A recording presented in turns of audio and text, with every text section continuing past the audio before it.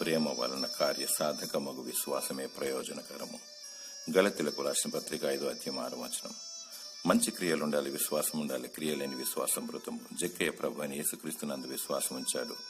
క్రియారూపకంగా ఎవరి దగ్గరనైతే అన్యాయంగా డబ్బు తీసుకున్నాడో అది 4 గంటలుగా చెల్లిస్తానని అందరి ఎదుట ఒప్పుకున్నాడు. మిగిలిన ఆస్తి బీదలకిస్తానని వాగ్దానం చేశాడు. ఒత్తి చేతులతో ఉన్న పాటన దేవుని వెంబడించాడు.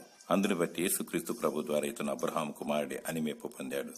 జక్కయ్య క్రియలతో కొన్ని విశ్వాసం గలవాడు. మనము క్రియలతో కొన్ని విశ్వాసంలో వర్తిల్లాలి. ప్రభు అని యేసుక్రీస్తు మనుషులందరినీ ప్రేమించి ప్రాణత్యాగం చేశాడు. మనకు రక్షణను అనుగ్రహించుటకు చనిపోయి తిరిగి లేచాడు.